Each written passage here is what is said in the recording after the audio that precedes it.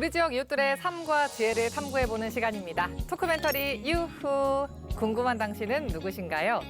오늘은 우리나라 교육에 대해서 이야기를 해보려고 합니다. 20여 년간 대학에서 철학 수업을 하셨고요. 이후 검명원을 거쳐서 지금의 기본학교까지 오랜 시간 정말 철학적 소양을 갖춘 인재를 키워오신 분입니다. 철학자 최진석 교수에게 우리나라 교육 이대로 괜찮은지 그리고 앞으로 어떻게 나아가야 하는지 들어보겠습니다. 최진석 교수와 함께합니다. 안녕하세요. 안녕하세요. 저는 한평에서 기본학교를 운영하고 있는 최진석이라고 합니다.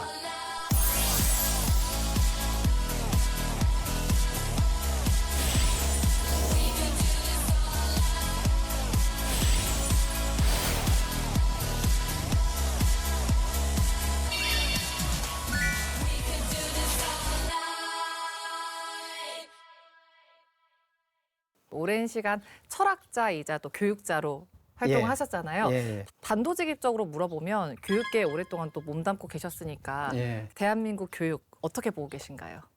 우리나라 교육은 너무 오랫동안 한계에 갇혀 있죠. 그럼 변화도 없고 발전도 없고 너무 긴 시간 동안 정체되어 있다. 저는 그렇게 생각합니다. 교육이 이 한 나라에서 얼마나 중요한가 그것에 대한 인식이 아직 잘 공유되지 않은 상태에서 교육을 논하는 것 같아요.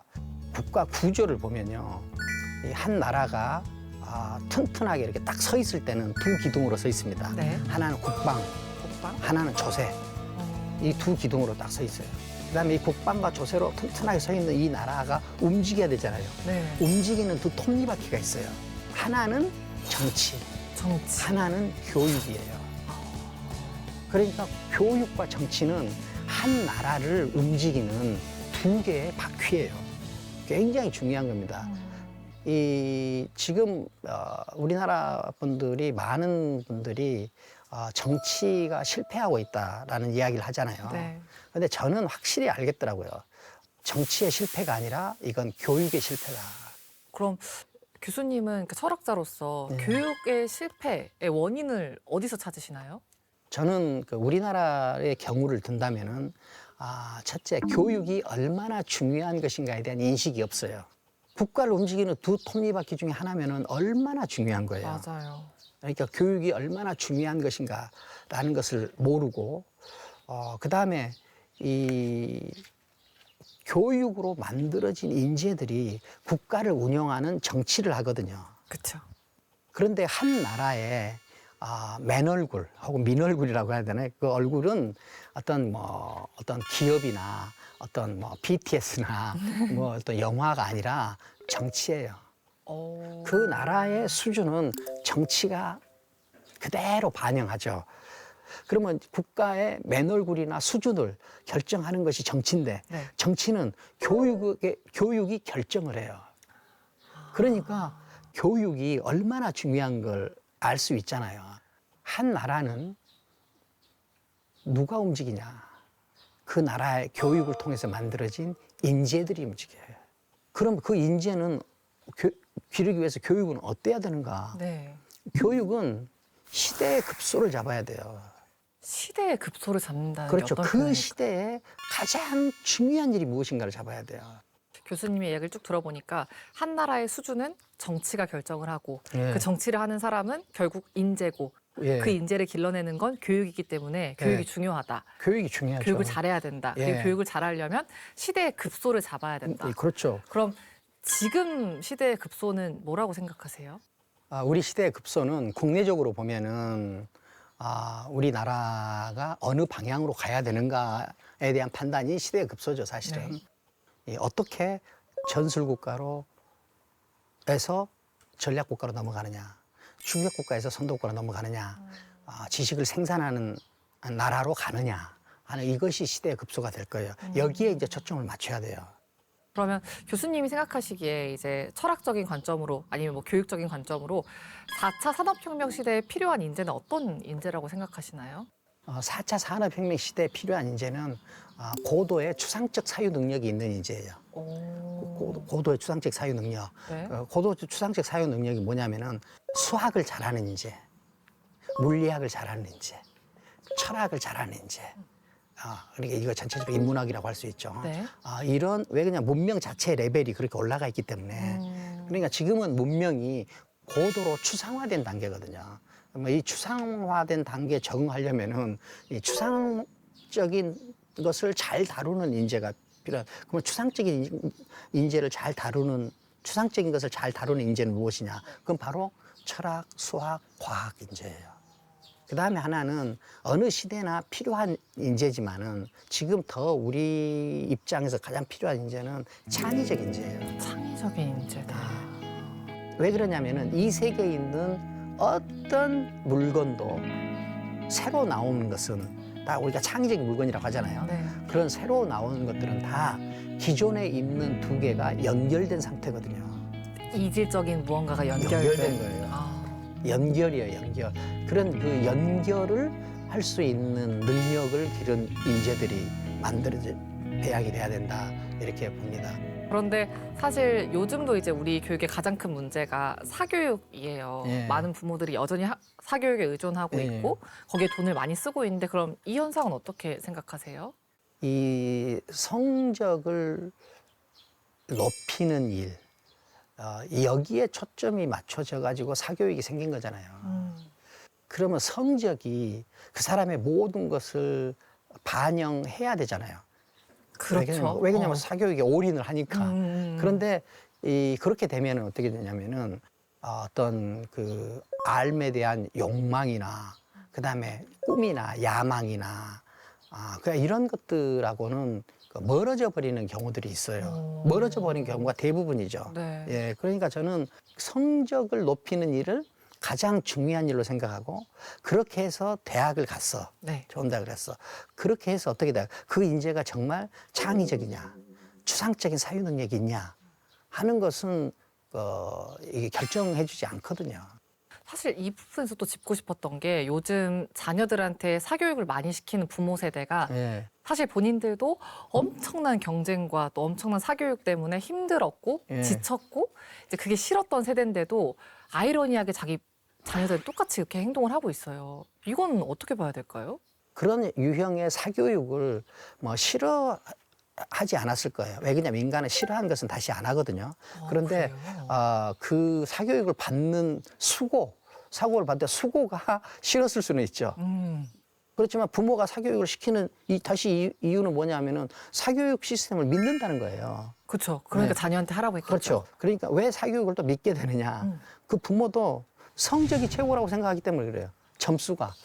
그럼 교수님 이렇게 반문할 수 있잖아요. 성적이 최고 아닙니까? 현재 네. 우리나라에서 어떻게 보면 가장 돈을 잘 버는 직업 하면 또 사자 직업들이 많잖아요. 의사, 검사, 변호사. 그래서 지금 이제 정부에서 의대를 증원하겠다. 숫자 증원하겠다라고 하니까 많은 학부모들이 이제 그 입시 정보를 얻기 위해서 뛰어다니는 거고 우리 아들이 의사가 돼서 돈을 잘 벌면 그게 잘 사는 거 아닙니까라고 반문하면 어떻게 얘기하실 거예요? 그럼 그 사자를 단 사람들이 나와서 만든 대한민국이 그 이전보다 훨씬 좋아졌습니까? 개인이 됐든 나라가 됐든 발전한다 하는 것들은 건너간다는 말이거든요. 그렇죠. 건너간다. 질문은 건너가는 행위잖아요. 대답은 멈추는 행위예요.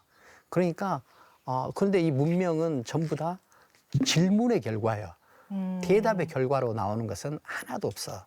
이 자격증이라는 것은 이미 있는 시스템을 지키는 일이란 말이에요. 그럼 대답이라고 볼 수 있겠네요. 그 대답이라고 볼 수 있죠. 그런데 이 문명을 한번 우리가 선도해보고 싶다 하는 욕망이 있는 사람들은 건너가기를 할 것이고 질문을 할 것이고 그러면 어떻게 돼요? 모험을 할 것이고 불안을 감당할 것이란 말입니다.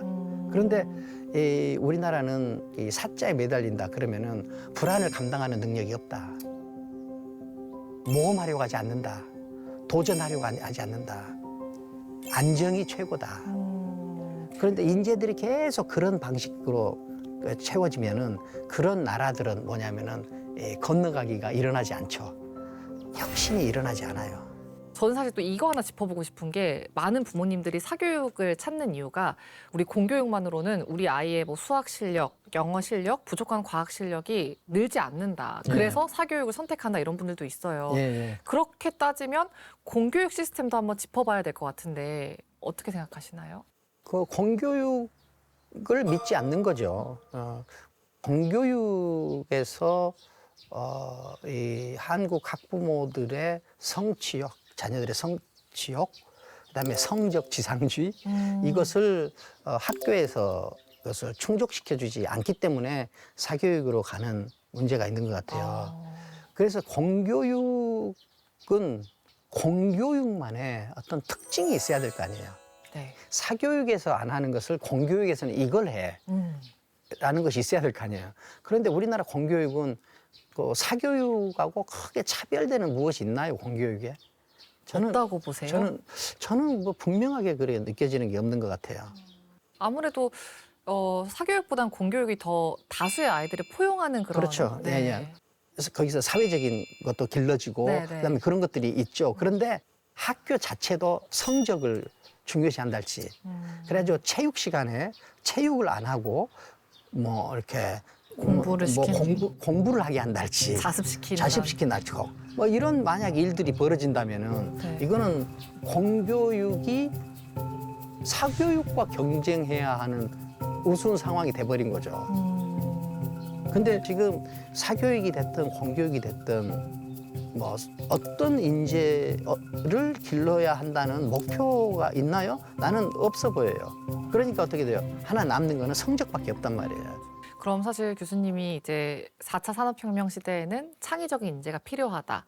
창의적인 인재를 길러야 되는데 사실 사교육과 공교육을 비교했을 때 사교육은 어쨌건 성적을 높이기 위해서 만들어진 그런 기능을 가지고 있으니까 창의적인 인재를 기르는 곳은 공교육이 돼야 되겠네요. 그럼요. 공교육이 돼야죠. 그럼 어떤 인재가 창의적인 인재냐? 창의적 인재는 자기가 자기한테 계속 확인되는 주체가 독립적 주체거든요. 자기가 자기로 되어 있는 존재. 그럼 자기가 자기로 되어 있는 존재를 만들려면 어떻게 해야 되느냐? 뭘 해야 되느냐? 운동을 많이 해야 돼요.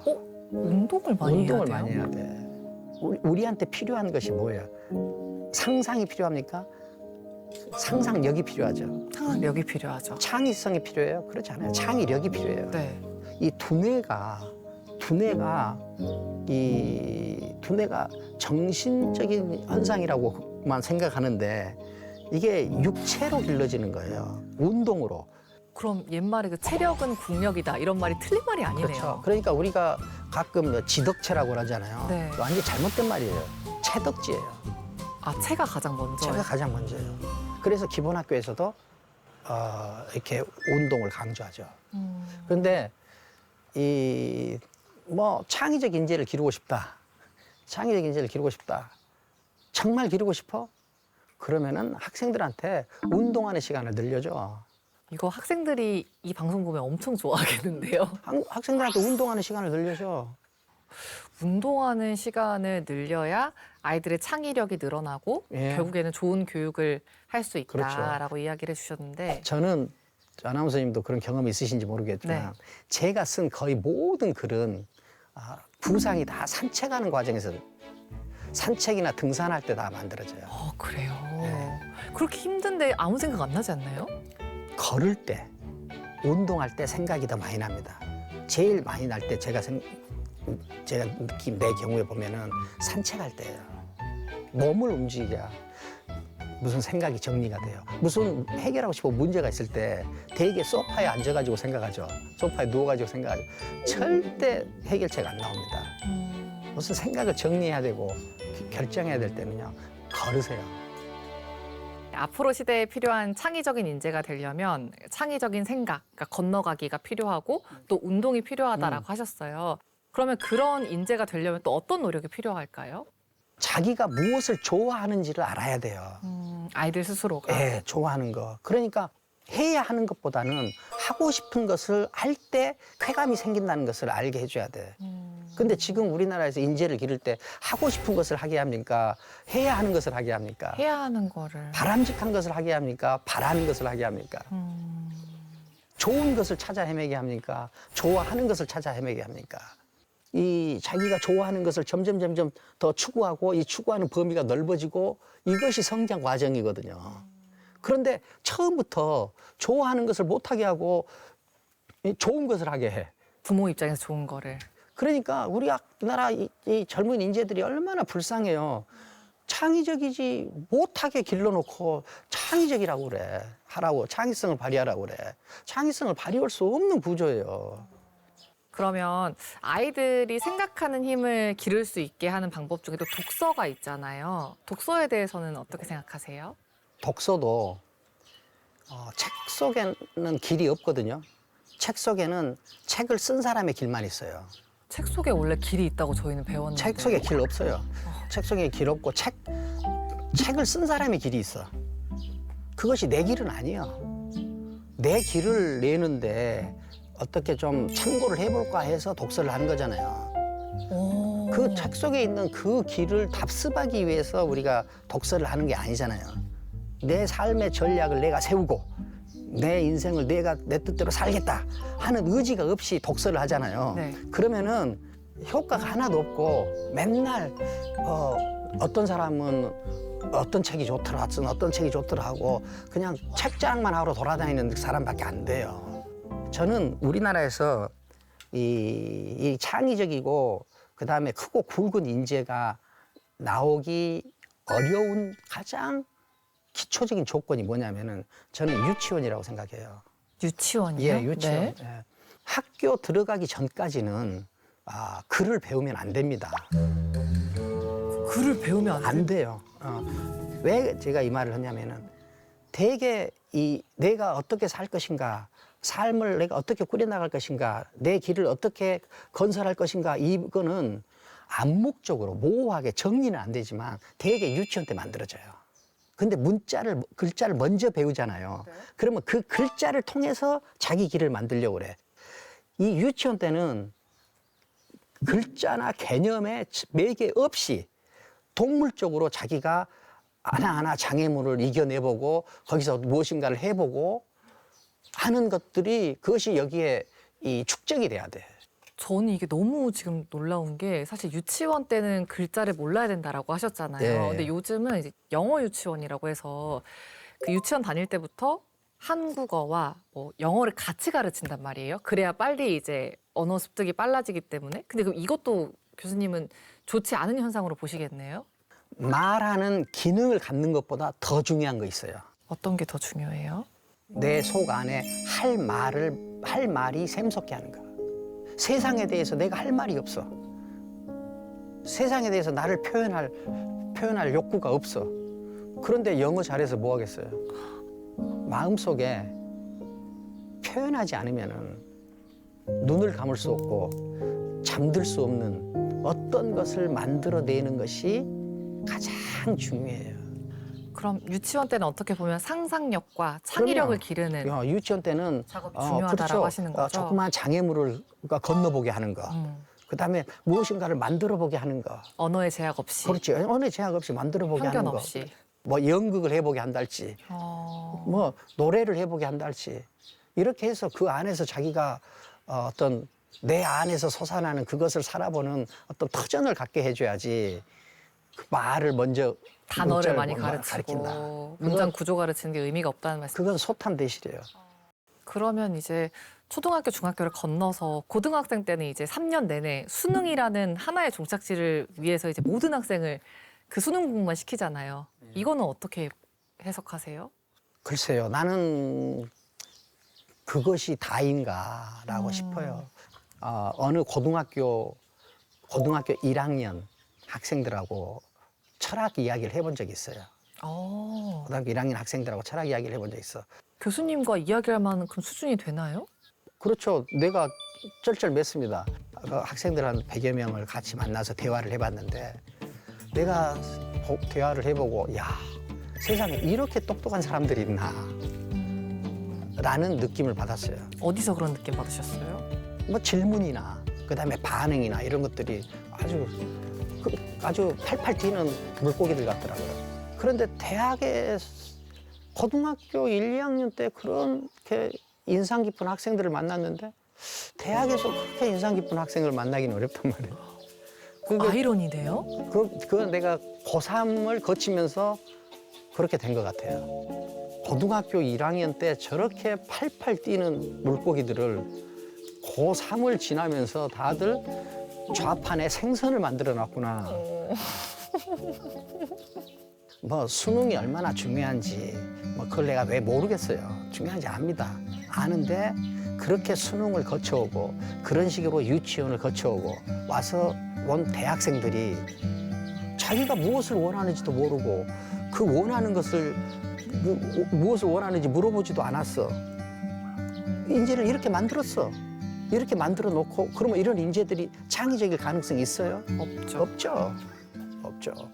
그럼 사실 이 창의적인 인재를 키워내기 위해서 물론 국가의 노력도 중요하고 학교의 노력도 중요하지만 가정에서 부모님의 역할도 중요할 것 같아요. 저는 부모님의 역할이 우리나라 교육에서는 제일 중요하다고 생각해요. 어떻게 해야 그것도 될까요? 엄마들의 이 영향력이 절대적인 것 같아요. 제가 어디 가서 강의를 하잖아요. 뭐 좋은 내용이 그 중에 좀 있었나 보죠. 그래가지고 오늘 엄마들이 질문을 해요. 네. 그거를 교수님의 그 말씀을 자녀 교육한테 적용하려면 어떻게 하면 되겠습니까?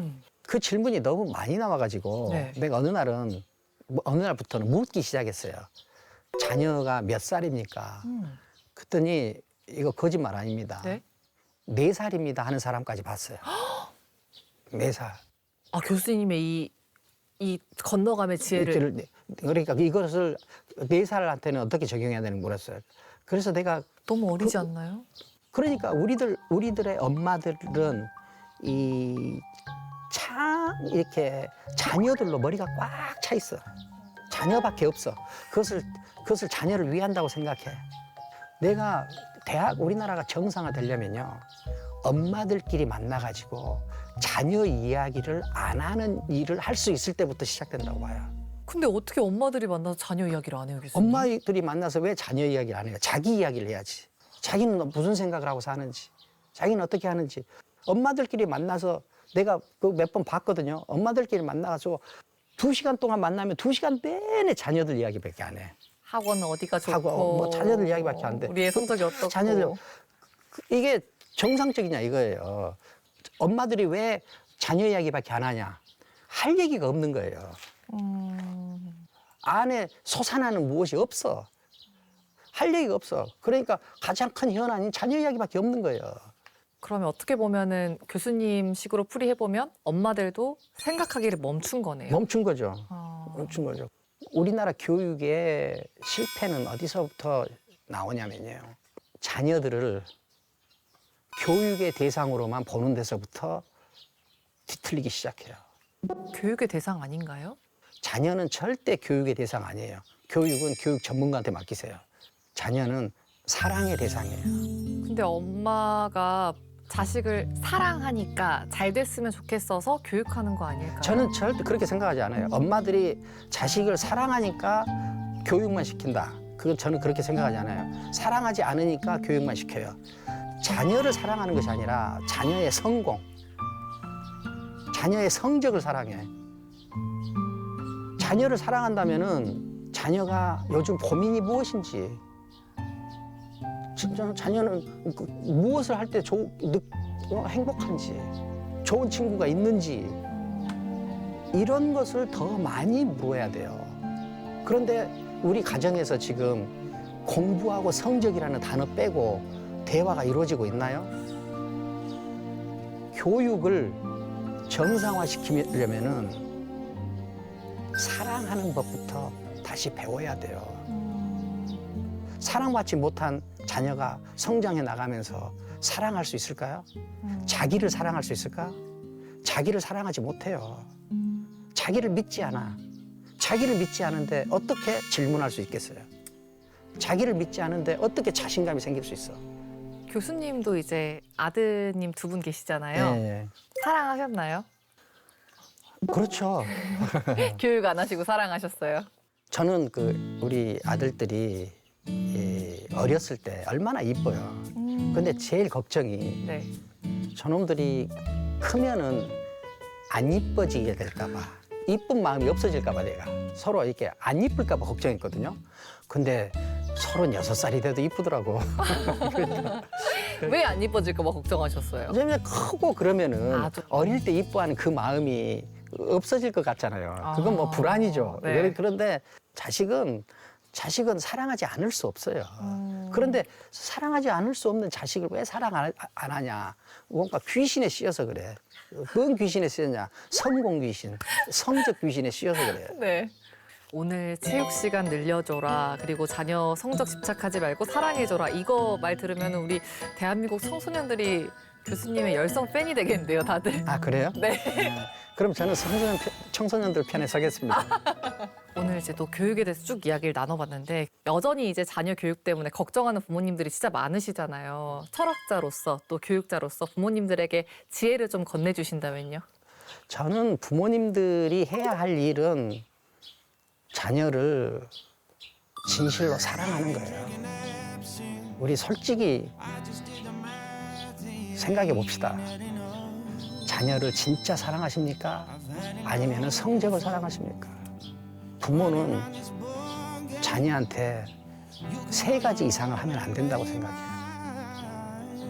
자녀를 진실로 사랑해야 돼요. 사랑해야 되고 진실로 믿어야 돼요.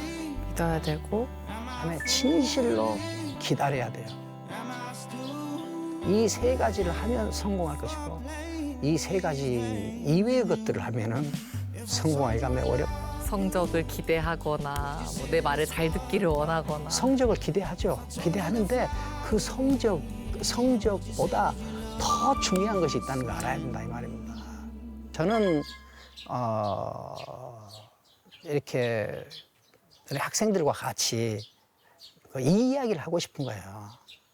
지금 사는 모습이 너의 전부가 아니야. 너한테는 이보다 더 나은 삶이 있어. 그 다음에 어떤 삶의 완성의 형태는 너의 행복과 공동체의 행복이 일치되는 거다. 일치되는 거다. 이것을 함께 공유하자. 그래서 우리가 성숙한 개인도 되고 그 성숙한 개인이 성숙한 나라를 공동체를 만드는 데도 기여하자. 저는 이 이야기를 하는 거죠.